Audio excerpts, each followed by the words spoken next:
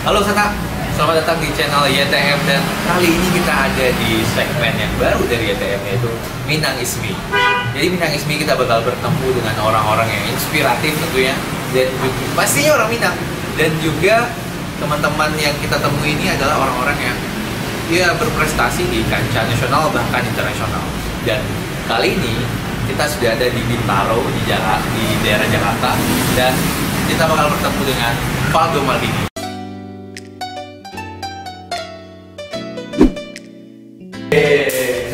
Alhamdulillah. Makasih. Berbuat baik nih tuh. Oh iya, ini hashtag baru. Maksudnya apa nih tuh? Nanti tunggu aja. Oke, sip. Sip tuh. Sip. Thank you. Makasih lah main Kian. Ya. Tapi ini bahasanya agak nyampur loh, soalnya kita jangkauannya nasional. Iya, dan bahasa Minang itu kan akan menjadi bahasa nasional. Ya, jadi ini tempat apa sih Dok? Bisa ceritain nggak Dok? Ini salah satu usaha kita, klinik rumah sehat di Bintaro yang punya gigi bolong, punya mukanya mungkin hancur, dengan jerawat, terus yang punya sakit, silakan datang ke sini. Good quality dokter dengan harga yang murah. Oh, jadi kalau orang Minang tapi kawan Valdo. Kawan Valdo. Jadi kalau kamu Kican kawan Valdo diskon minimal 1%. Siap. Jadi sebelumnya terima kasih Valdo sudah di waktu yang padat. Valdo kan kita tahu seorang Valdo Maldini. Awak kalau Rizky menelpon ampun. Oppo. Oh. Jadi kesibukan apa itu selain sebagai entrepreneur kan? Yeah. Sebagai CEO banyak perusahaan. Valdo seorang CEO berapa perusahaan tuh? Ya lumayan lah. Lumayan. Sagan lah. Tapi banyak untuk motivasi kawan-kawan itu. Itu banyak kan kamu nelpon awak. Ya, selain itu kesibukan apa gitu? Awak ini sedang banyak aktivitas sosial juga ya. Jadi memang selain bisnis, tadi kawan-kawan bisa cek aja, mungkin bisa kita kan aja sama. Awak ini sedang membuat beberapa gerakan-gerakan. Sebelumnya kan pernah di pulangkampung.com dan dalam 2 tahun awak ini adalah tidak ada di pengurus utama lagi karena harus regenerasi. Dan kini awak mungkin akan membuat gerakan-gerakan yang membuat dari kampung jadi lebih ke nasional. Karena menurut awak dengan tetap tidak melupakan Sumatera Barat ya, karena Sumatera Barat itu harus tetap berkolaborasi sama nasional, harus mendapatkan dukungan dari nasional untuk makin maju. Dan awak rasa sih model-modelnya ada sebagai komunitas Bali, ada modelnya sebagai community organizer, ada modelnya kayak startup gitu loh. Nah ini kesadarannya itu sedang sedang uji coba lah kalau bahasa orang awak kan sedang dites dan beko tunggu saya insya Allah beberapa bulannya akan ada hal-hal menarik yang akan muncul sih sebenarnya. Siap. Tapi kabar-kabar ini ya dengar lihat dari lini masa Valdo udah jadi YouTuber sekarang. Wah, belajar kawan-kawan YouTuber. Iya. Channelnya apa tuh? YouTube ini ya. Valdo Maldini aja. Valdo Maldini ada beberapa konten, tapi masih ketek sana.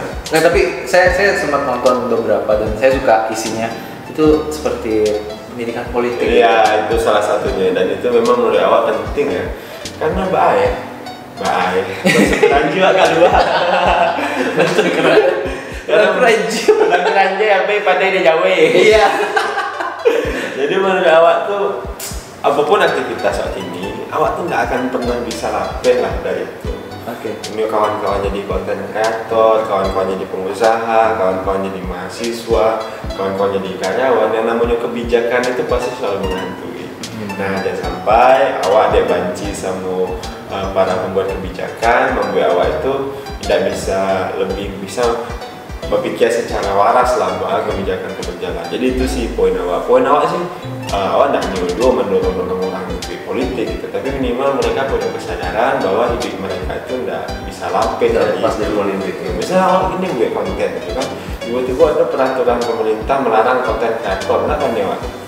Iya kan, jadi memang tidak berpikir kan buat YouTube kan, tapi tidak Indonesia. Tapi intinya itu kalau menurut awak sih. Yang menurut awak harus sama-sama kita sadar. Yang boleh nak mundur ya. Iya betul. Nah mundur kini kan punya akses untuk saudara media gitu kan. dan mereka tuh butuh tempat untuk verifikasi info-info yang mereka dapatkan. Nah, jadi itu yang sedang awak cukup lakukan. Ya. Oke. Jadi selain jadi pengusaha, YouTuber juga, terus ada aktivitas sosial juga. Banyak mana? Apa yang enggak tuh kalau kerja tuh? Kena alun boleh. Tapi Valdo kalau teman-teman ikut follow Instagramnya, dia seorang ayah able. Amin. Bahasa awaknya nyo penyayang karena saya lihat Instagramnya itu. Ampun lah. Beko follow di bawah ya. Terima kasih ya. Siap. Follow tuh Rizky Monteza. Ini pas. Oke itu. Jadi selain kegiatan Valdo yang banyak tadi, jadi ke depan Valdo juga tadi udah bilang bakal bikin sesuatu mungkin gebrakan ya, atau yang bisa bikin satu karya di depan. Amin. Dan ini kita ke hal yang lebih ringan sih. Tadi hal yang agak sedikit idealisme. Sekarang keminangan, karena kita Minang Ismi. Seberapa Minang sih Valdo ya? Waduh, mati Pak. Jadi kita mau nanya nih, Valdo sebagai orang Minang, orang Keranjai, ya. Keranjai. Apa masak makanan paling Valdo favorit Di Minang? Ya. Banyak Wak, sih tahu paling banyak lah yang boleh sama Wak. Yang boleh sama. Iya. Dan dijual di mana-mana. Iya. Tapi kalau yang di lapau ya, Wak suka makan lain. Lotek pusput deh tau ni.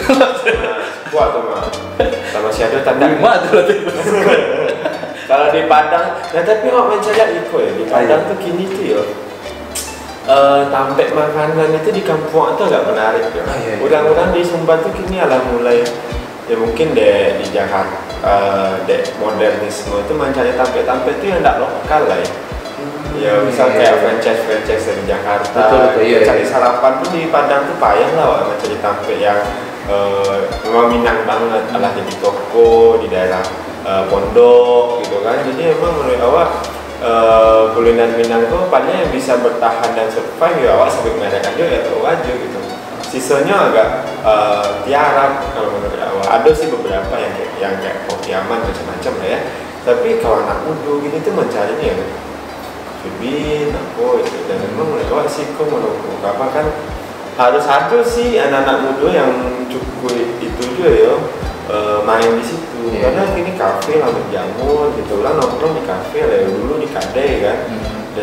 Dan memang ya tidak masalah juga sih, ada kemajuan mungkin di satu sisi, tapi di sisi lain bisa jadi kok menurut awak ya lalu orang-orang tuh jo palai ibadah jo panik masih rinua mungkin masih bisa dikemas lah. Yang langsung dimakan tuh kayak ampian dadi gitu. Lalu memang itu jadinya gitu. Karena bisa jadi tidak laku. Sedangkan awak berkadai di situ kan ya sangat lokal karena awak melampau kadai lalu itu bisa mana gitu loh. Karena awak mungkin di Jakarta kok laku panik lo macam lihat kafe dan lain-lain. Nah itu sih yang belakangan awak diajak pulang mencari kok nongkrong kawan-kawan di kampung di kafe aja lah gitu.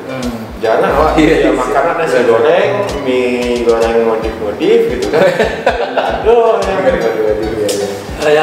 yang batu-batu original. Iya. Karena itu menjadi sebuah catatan sih menurut awak ya untuk kuliner Minang ya. Dan kemudian itu jadi hidangan lah gitu. Dan anak muda lain kalau bisa dibuat mana yang lokal taste itu kue gitu. Masih wak jangan sampai modernitas itu dibenturkan sama zaman yang tertinggal gitu. Banyak mana barang-barang klasik itu harganya mahal gini, asal bisa mengemasnya gitu loh. Kalau dia sih gitu sih. Dan orang kampung kadang-kadang cukup latah juga kan. Ada abnormal di Jakarta, ada penggulap normal di Padang gitu kan. Tapi kan ya kalau celek-celek kan yang di kadai-kadai itu kan ya itu tidak bisa berkembang lah. Sedangkan memang yang modern itu tidak bisa memungkiri modalnya kue. Betul. Nah, jadinya kemungkinan bertahannya lebih kue gitu. Dan kemudian pemerintah punya concern juga sih juga hal itu menurut awak gitu. Karena sampai parade makanan lokal itu kalau tidak didorong, kalau kini itu kan baluntung lah diisi di pedagang lamo gitu. Kalau mereka kalau meninggal anaknya malah jian balik. Bayar kan? Jangan cari kuliner yang real Minang itu di kampung itu ini tidak segampang mencari kafe lah malas. Apa ya? Kalau lokal tuh lewat peluang. Awak pasti mencari itu dulu kan? Pasti awak ya. Gimana lo udah maju apa? Gimana maju apa? Kok kafe ya? Sebut di mana? Sebut di Excelsior. Coba jangan coba. Itu sampai banyak sih. Itulah menurut awak yang jadi kekhawatiran. Iya sih. Doakannya Minang Ismi kok kita bakal ibaratnya nanti estafet ke siapa lagi? Amin. Mudah-mudahan makin gandang YouTubers Minang. Amin. Itu bisa jadi apa ya, motivasi juga sih bagi anak-anak muda itu. Ya, kasih. Terakhir lo ada pesan untuk anak muda Minang agar ya setidaknya punya pandangan dari Valdo lah untuk saat ini. Pastinya kita itu anak muda Minang pasti punya keyakinan kita tuh salah satu yang terbaik. Ya pastilah merasa yes gitu kan, tidak salah. Tapi bagi aku kini saingan anak-anak Minang tuh, anak muda tuh ya, bukan lagi orang-orang yang di dalam negeri, tapi dengan adanya masyarakat ekonomi ASEAN, adanya ini, dunia makin berkembang, talent itu makin bisa dicari dimanapun. Saingan kita adalah semua di seluruh dunia. Anak-anak muda Minang tuh harus menjadi global citizen sih. Jadi ini harus bisa berpikir tidak hanya sekedar menjadi penguasa di Minang atau penguasa di nasional, tapi bahkan penguasa di dunia gitu loh. Karena memang secara prinsip, secara value yang kita sampaikan dari tadi itu Minang itu rancang. Nah jadi poinnya adalah cara anak muda Minang itu punya kualitas yang memang benar-benar bisa compete dengan zaman. Apalagi sekarang dengan era munculnya banyak startup, banyaknya bisnis-bisnis yang disruptif, tentu peran talent akan semakin besar gitu. Dan bahkan beberapa pengusaha pun sudah mulai bingung menghadapi bisnis yang semakin berkembang seperti sekarang gitu. Jadi kita anak muda Minang dengan prinsip yang sangat kuat dalam segi agama, insya Allah lah ya, sebandal-bandalnya kita orang muda Minang itu insya Allah insya Allah sembahyang, sholat, ya kan, insya Allah ngerti cara membaca sholat jenazah. Jadi itu oke, harus tetap kita jago secara prinsip keminangan kita, tapi jangan sampai kita punya keyakinan kita orang terbaik tidak membuat kita bakal adu kare. Jadi berkualitas, harus bakal adu kare. Misalnya anak-anak yang mungkin kuliahnya di kampung gitu, saingannya itu bukan lagi UI, ITB, UGM, UNPAD ataupun UNDIP atau ITS gitu. Saingannya itu Singapura, Australia, orang-orang yang LPDP, misalnya pulang mandi ya gitu kan. Jadinya kini semakin harus butuh orang yang punya kualitas. Nah, kawan-kawan anak muda Minang kalau bisa harus punya sesuatu yang menjadi competitive advantage lah. Kualitas kawan-kawan yang membuat kawan-kawan itu beda.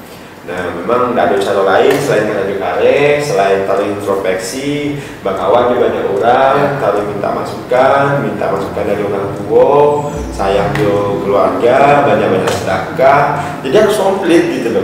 Ya, ngecek bisnis oke, ngecek sosial oke, ngecek agama tidak kalah pula, terus ngecek government hati gitu. Itu memang kita butuh sosok anak muda, bahkan ya orang Minang ideal sih, yang bisa menjadi role model gitu untuk orang-orang Minang di era ini. Ya, kalau di era dulu ada Bung Hatta, ada Syahrir, mungkin ada Tamalaka, ada Gus Salim, dan kini itu makin berkurang gitu. Dan memang itu yang mungkin harus kita sama-sama cari.